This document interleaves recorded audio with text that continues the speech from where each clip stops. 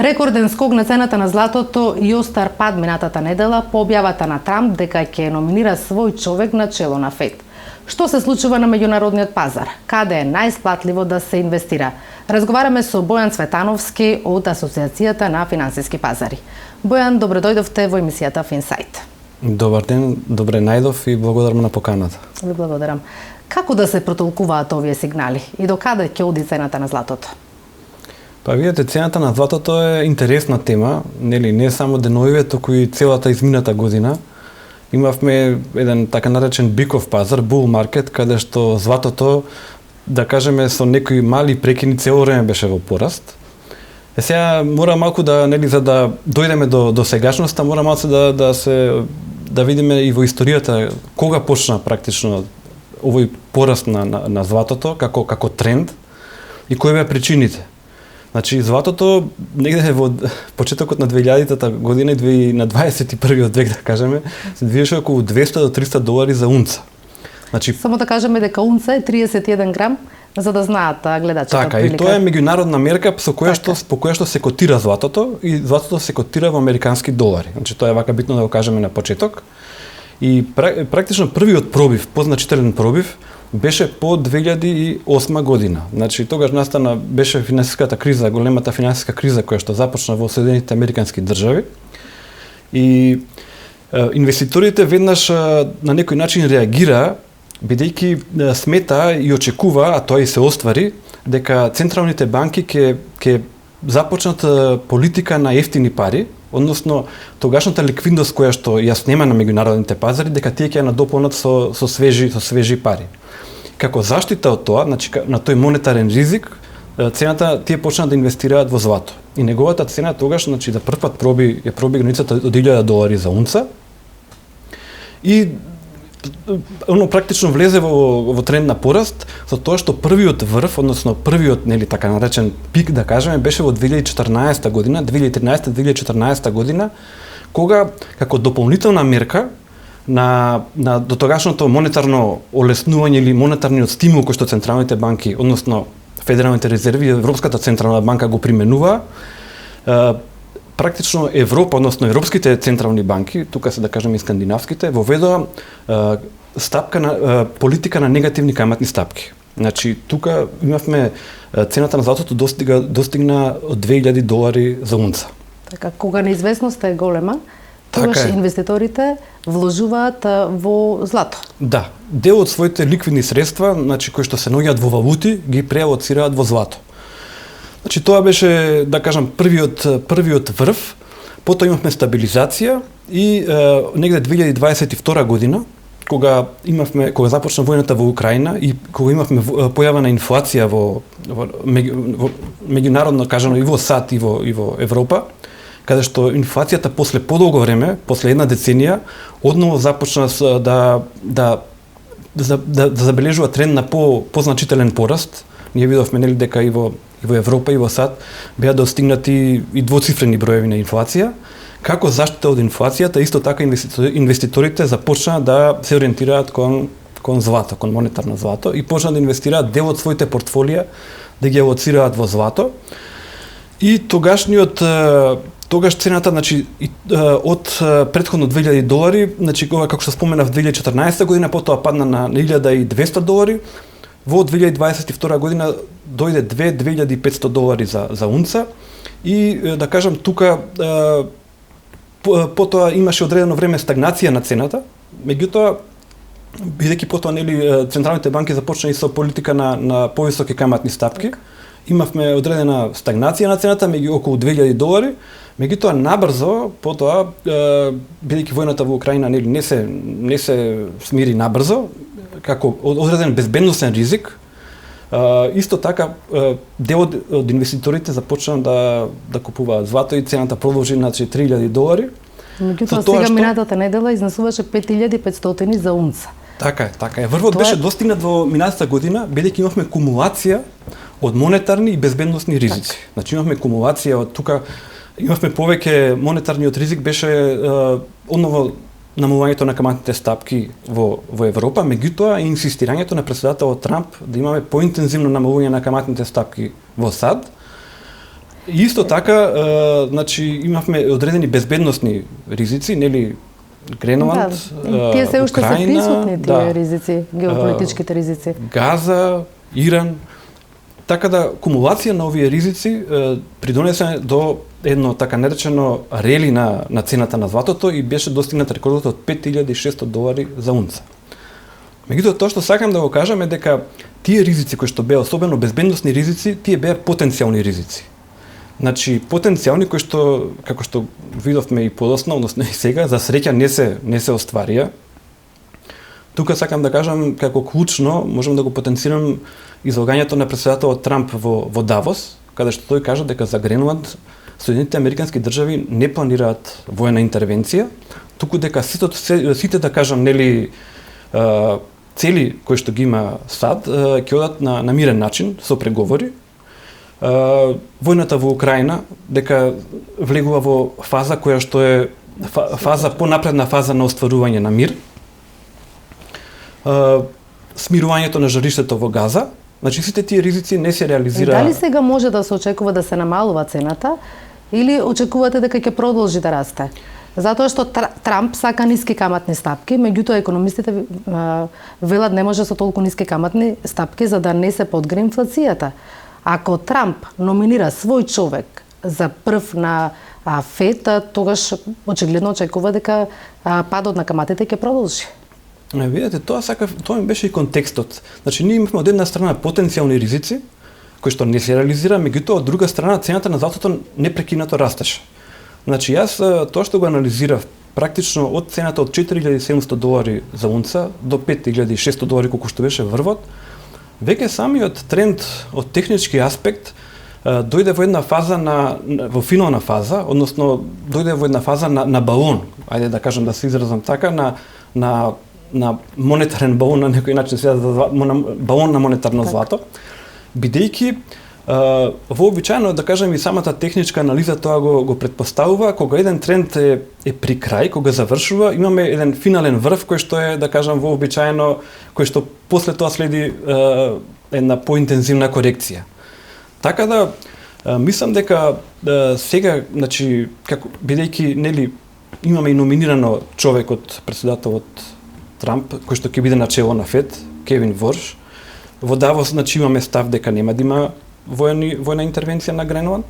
Значи имаме смирување на безбедносните и на монетарните ризици. Бидејќи она што е многу важно да се каже, дека председателот Трамп при номинирање на Кевин Ворш, тој воопшто не спомна, а и самиот Кевин Ворш кажа дека воопшто не е остварен притисок за намалување на каматните стапки или било какво вмешување во монетарната политика која што ќе спроведува Кевин Ворш како председател на ФЕД. Значи сакам да кажам дека и безбедносните ризици и монетарните ризици се се отклонети, значи не се остварија тие претпоставки и дека цената на златото овој циклус на раст го заврши практично во минатата недела. Очекувате дека сега ќе се стабилизира, дека нема растот да продолжи, затоа што JP Morgan прогнозира дека до крајот на 2026 година може да достигне $6,200 за унца. Видете, јас мислам дека тој врв што беше достигнат од $5,600 за унца, тоа беше еден тип на пробив, значи баш врв кој што нема подолго време да биде допрен. И мислам дека сега следи период на тргување во опсек. Значи мислам дека цената на златото ќе се движи помеѓу $4,000 и $5,000 со поголема можност да падне под $4,000 за унца. Тоа е моето мислење, бидејќи сите, да кажем, и фундаментални и технички параметри се на страна на оваа претпоставка. Тука, ако го вклучиме, нели, ги вклучиме и федералните резерви, значи промената што не очекува во месец мај, мислам дека и тука беа очекувањата пренагласени на тоа дека ќе може председателот Трамп да влијае на политиката на федералните резерви. Бидејќи системот на федерални резерви е така концепиран да не може да никој персонално или лично да има особено влијание и да влијае на одлука. Тоа е систем од 12 гувернери, од 12 гувернери, значи 7 членови и 5 членови од регионалните банки, каде што председателот на банката на Њујорк е постојан член и каде што сите членови се менува, има 14 годишен мандат, со тоа што нели председател на ФЕД е е 4 години, меѓутоа сите имаат подеднако право на глас. Значи, одлуките се усвојуваат со мнозинство на гласови и секој член има право на еден глас. Значи, без разлика дали се работи за председателот на ФЕД или на некој гувернер од регионална банка, сите имаат по еден глас. Значи не може Трамп да притиска уште повеќе да се намалуваат каматните стапки со цел да не ја наруши ценовната стабилност. Така е, така е. Видите, стравот беше дека ќе имаме нагло намалување на каматните стапки под инфлацијата во САД. Значи тоа беше оној ризик кој што да кажам многумина инвеститори се исплашија, иако јас мислам дека и председателот Трамп во неговите изјави тој не го кажа конкретно тоа дека бара толку ниски каматни стапки, едноставно можеби тој се осврнуваше на темпото на симнување на каматни стапки. Значи сега на пример е 3,50 каматната стапка која што федералните резерви ја одредуваат на американскиот долар. Тој кажуваше, мислам, претпоставам дека тој очекуваше да биде 3%. Значи сепак да биде над стапката на инфлација. Можеби имаше некои забелешки околу темпото. Меѓутоа сепак тој не може да има клучно влијание во оние параметри искажани низ бројки. Да, затоа што се доведува до прашање независноста на ФЕД, доколку има клучно влијание. И сега каде е најисплатливо да инвестираат инвеститорите? Видите, како инвестирање најбитно е ризичниот апетит на самите инвеститори. Значи колку се спремни да ризикуваат, колку очекуваат поврат на нивната инвестиција. Сега, значи нели имаме ние конзервативно инвестирање во депозити, во хартии со фиксен принос, обврзници, доколку нели се спремни за превземање на малце поголем ризик, тоа може да инвестираат и во акции. Сега може да инвестираат и во индекси на акции, во комбинирани, може во фондови да инвестираат. Меѓутоа она што ми е најважно што сакам да го кажам, доколку некој приватен инвеститор, значи физичко лице, се реши за инвестиција и очекува некоја долгорочна добивка од самото инвестирање и доколку се одреди за некој поризичен аспект, многу е важно дека да умее да чита диаграми. Значи мора практично движењето на неговата инвестиција да ја прати секојдневно. И самиот пазар, значи самото движење на инвестицијата на финансиските пазари, од самото движење на диаграмите ќе му кажува дали да купува, дали да затвора позиции и така натаму. Значи тоа е малку покомпликувано. Треба секој ден да го гледа и секој ден да вложува, да продава, да купува друга доколку сака? Не мора секој ден, меѓутоа битно е да ги прати сигналите кои што доаѓаат од финансиските пазари за конкретната инвестиција.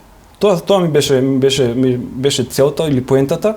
Значи мора една инвестиција, доколку приватното лице само реши само да носи одлуки, само да инвестира, мора да има таа вештина да ги чита диаграмите, за да ги следи сигналите кои што ги даваат финансиските пазари. Меѓутоа не сите имаат познавања. Да, така е. Видите, она што е важно сега тој случајот и со златото. Так. Значи финансиските пазари, значи тие настани што се случуваат и кои што се очекуваат, некаде ги антиципираат 3 до 6 месеци однапред. Значи, така да може, мислам, и ова што беше финален потег на златото, може да се предпостави, мислам, на диаграмите се гледаше дека златото е заситено во неговиот тренд, дека има пресилно купување на еднонасочен тренд, кој што е прашање на време кога ќе дојде до корекција на неговата вредност. Прочитав дека македонците се на листи на чекање, чекаат по 2-3 недели затоа што нема злато, сакаат да купат, сакаат да инвестираат, меѓутоа нема. Имате информации дека се формираат такви долги листи на чекање? Па сега видите, зависи дали се работи за физичко злато или за злато на сметка. Значи, она што е жирално злато, тоа е злато кое што е практично е вредност на сметката која што е поврзана со цената на златото. Тоа нели може да се купи на копче, на клик, мислам да тоа не верувам дека има. А колку купувањето на злато од страна на централните банки на сите држави влијае за пораз на цената на златото? Тоа влијаеше секако. Значи имаше диверзификација на портфолиото на централните банки. Меѓутоа тука ќе го спомнам и Ворен Бафет, тој некаде во текот на 2025 година кажа дека не гледа резон, односно смисол во ваков нагол пораст на цената на златото. Бидејќи видите златото во монетарните операции има многу ограничена употребна вредност. Тоа е практично само чувар на вредноста. Тоа не носи камата, нема со него порамнување плаќања, можеби само централните банки меѓу себе да порамнуваат. Меѓутоа, значи на финансиските пазари не е оперативно за финансиски операции. Така да мислам дека и таа диверсификација на портфолијата на банките мислам дека е сега завршена. Бидејќи видите, ние 2022 година имавме цена, да кажеме, околу $2000 за унца, а сега 5500. Тоа е над 100-150% пораст. Тоа е огромен пораст, енормен пораст. И како што кажав, значи, оние што беа безбедносни ризици, монетарни ризици се, да кажеме на некој начин овена, мислам не се сега толку во прашање и сметам дека актуелноста на златото сега ќе биде ставено во мирување. А среброто и бакарот? Па добро, оде паралелно, паралелно оде, мислам, в принцип не е. Очекувам јас тука сега стабилизација, значи помеѓу тие цени, како што кажав на златото, помеѓу 4 и 5000 долари за унца, со можност дури да се оди под тоа, под таа цена кај златото, под 4000 долари. Сега, значи сега ќе очекуваме некои следни настани, актуелни настани кои што ќе се случат во текот на годината, кои што може ќе го актуализираат, а може би не. Ако мислите дека неизвестноста се намалува, веќе е јасно кој ќе биде прв човек на ФЕД. Меѓутоа, тоа се пресликува и кај нас. Европската централна банка ги следи сигналите од ФЕД и нашите банки. Може ли, како мислите дека Кристин Лагард, во Давос го споменавте, го напушти говорот на Трамп, а воопшто не се сретна со Трамп. Што мислите за ваквиот сигнал? Дали ќе се пресликаат или ЕЦБ самостојно ќе се одлучува за пад на каматите? Видите, ЕЦБ, они дојдоа до некој праг од 2% на стапката Deposit Facility, која што е стапка на еврото, и таа коинцидира со моменталната инфлација во еврозоната. И се дека е така, мислам тоа и Лагард го кажа, нема да имаме ние потези тука нити нагоре, нити надолу кај каматната политика на ЕЦБ. Тоа што имаме информации дека имаме некоја понапредна фаза на смирување на војната во Украина е добро за Европа. Оваа година Германија го проширува нејзиниот буџет, значи за за 50 милиарди евра, а нето некаде за 23 милиарди евра. Значи повеќе буџетот се зголемува. Ќе имаме инвестиции во Германија, значи во безбедноста, во инфраструктурата. Сето тоа се очекува да го поттигне растот во еврозоната и Германија да донесе некоја патека на стабилно опоравување. Така да јас не очекувам оваа година, значи евентуално доколку инфлацијата падне по 2% и тоа стабилно во еврозоната, може да има еден потек од 25 базни поени до 50 највеќе на симнување на каматните стапки на еврото. Меѓутоа тоа сега не доаѓа во предвид, така да сега очекувањата се дека стабилно 2% ќе биде каматната стапка Deposit Facility Rate со 2% инфлација и се очекува порастот во еврозоната оваа година да добие на некоја динамика. Така. Значи, Бојан, вие сте член на Асоциацијата за финансиски пазари. Што правите? Која е целта на оваа асоциација? Асоциацијата е формирана пред 30 на години, значи постои одамна како Форекс клуб, па потоа е во АЦИ Македонија, бидејќи станавме дел од големото, да кажам, здружение, меѓународно здружение ACI, кое што е со седиште во Париз.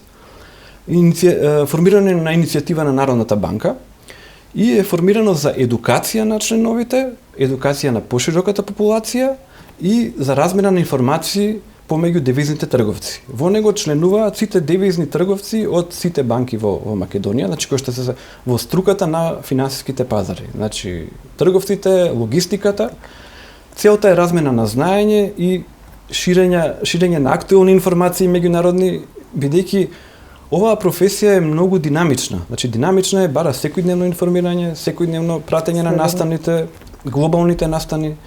Тоа е една, да кажам, комбинација на економија, значи економски, макроекономски движења, меѓународни политички движења, безбедносни движења и вклучително тука е, да кажам, и економетријата, па и статистиката и математиката, мислам на некој начин, бидејќи одредени движења се, да кажам, имаат и во позадина и математички модели на берзите. Така да, значи, макрофундаменталната анализа и техничката анализа идат заедно едно по друго. И АЦИ тука е за да го шири тоа знаење. И сега еден совет, каде инвеститорите да вложат, во кои акции, каде е најисплатливо? Видете сега, за акциите, конкретно проблематиката ние на акциите не ја да кажам, анализираме, значи ние гледаме меѓународните финансиски пазари од аспект пред се на валутните движења, нели, и commodities, нели, за што зборувавме. Сега да кажам, останува прашањето, ајде да кажам кај валутите. Значи многу е важно сега Што ќе се случува со доларот? Да, со американскиот долар. Значи сега ние треба да почекаме, нели, да превземе функцијата Кевин Ворш. Тоа што останува како претпоставка дека ќе имаме дополнителни две намалувања на каматните ставки кај американскиот долар. Тоа и претходно и Пауел сега, нели, он се уште на функција, меѓутоа на некој начин во нивните прогнози сите гувернери заедно го прогнозира. Многу е важно после тоа дали ќе продолжи САД со политиката на намалување на каматните ставки или тука ќе застане. Инаку на економијата на САД ја оди одлично, да кажам, на некој начин. Таа минатата година имаше некои растови на бруто домашниот производ од 4% и 3,3%. Имаше првиот квартал беше послаб, беше негативен, меѓутоа растот си продолжува во САД. Тоа што малку ги загрижува е состојбите со пазарот на работна сила, значи стапката на невработеност расте, значи со бавно темпо, меѓутоа сепак расте. Таа беше 2022 година 3,8%, сега е 4,4%. Меѓутоа тоа се бројки во рамките на природна стапка на невработеност. Значи тој показател ако се стабилизира и ако Фед застанат со политиката на намалување на каматни стапки, постои шанса американскиот долар да порасне. Одново бидејќи ќе има каматна разлика, каматната разлика ќе биде во негова полза во однос на другите валути, особено на еврото. И за крај, што може да се очекува до крајот на годината? Вие лично што сметате? Па, видите, јас очекувам помирна година, од што не претходно беше очекувани на некој начин, имаше некоја, да кажам, ризика верзија или проценка дека ќе биде ризична година. Јас очекувам помирни текови. Очекувам дека, мислам дека берзите ќе се стабилизираат. Секако очекувам, нели, како што ви кажав, тргување во опсек сега одредено време и се зависи на тамошните настани како ќе се одвиваат. Пред се тука битно и во еврозоната дали ќе настане оној, дали ќе растот, економскиот раст, дали ќе се, како што се очекува, дали ќе се забрза. Бидејќи еврозоната веќе неколку години има раст од помеѓу 0,5 и 1%. Да. Сега се очекува значи Германија се опорави и со тоа и еврозоната вкупно да почне да позначителни позитивни бројки да покажува. Тоа тие се битни, да кажам, теми. Да се надевам дека ќе има стабилизација и оваа неизвестност која што полог период трае, конечно ќе заврши. Бојан, јас ви благодарам на интервјуто. Благодарам на поканата уште еднаш.